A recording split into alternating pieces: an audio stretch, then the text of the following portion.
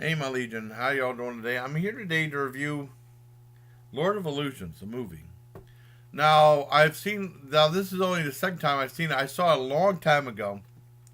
And the story behind this was my one friend at work, Vicky. I mean, this is from another place I worked at. Huffington Post? Wow. I have to look.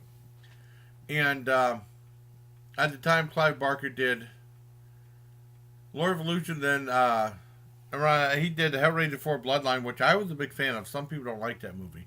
And I know Queenie Todd was talking about, she said she didn't like stuff in outer space. I thought stuff in outer space was cool.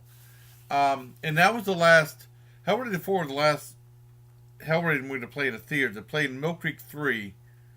And that was like a bunch of indoor theaters in the Mill Creek Mall. And then that was around till I think they got rid of those in '98 to make room for food courts and stuff like that. But I mean, that was the last Hellraiser to play in the theater, and everything else was direct to video or DVD.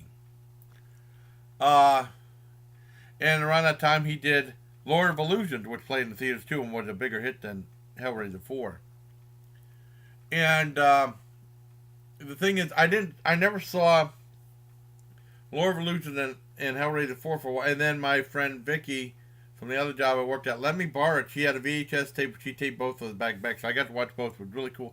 And I let her borrow Akira, which she hated, which is one of the greatest Japanese animes of all time. Maybe action anime. You know, because they're different. Greatest sci-fi anime from Japan, in my opinion. Akira. And she actually hated it. And she actually let me borrow Rob Zombie's Astro Creek 2000 on CD, which I thought was really cool too.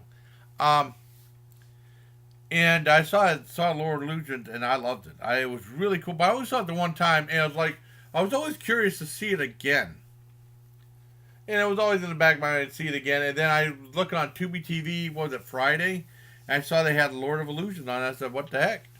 And it was from MGMU, United Artists. That's why I was surprised where Lisa, a movie that didn't do well at all, from 1990, most people don't remember, was released through the King Company. I couldn't find it on there.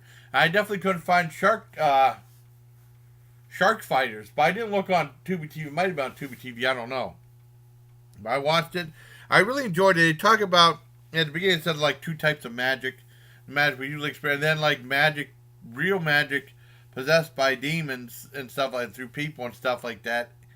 And you go to this guy named they call him the Puritan, and he's like really evil. He has like this cult of like crazy people. He kidnapped this one girl, played by Farm, and he's nuts. And the one thing about it has great bad guys in it, and they defeat him and put like this mask on him and bury him.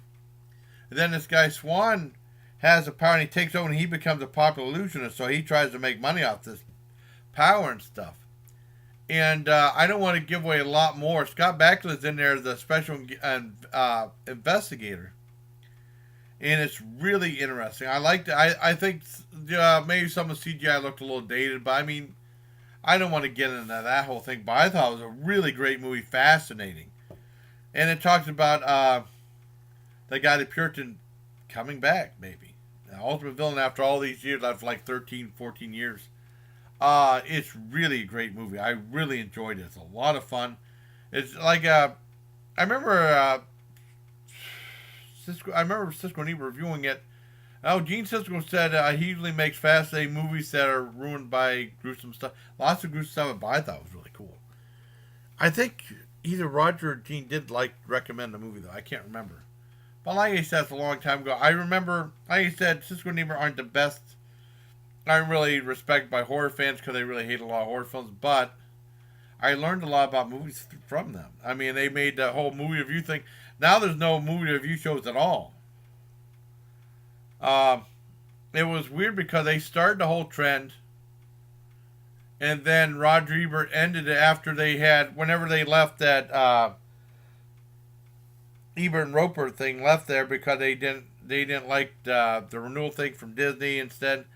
And they had like other people hosting the show, and then when that show went off the air, Roger Ebert went back on after his illness. So you can see that he went back and he did a show on PBS for a year, and then when that ended, that was the end of the film critic shows. I know there's probably stuff on Real Talk and stuff, but I don't watch that.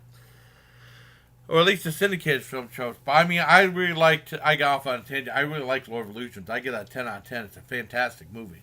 So I hope you liked this video, everybody. Until next time, please. Take care, my legion.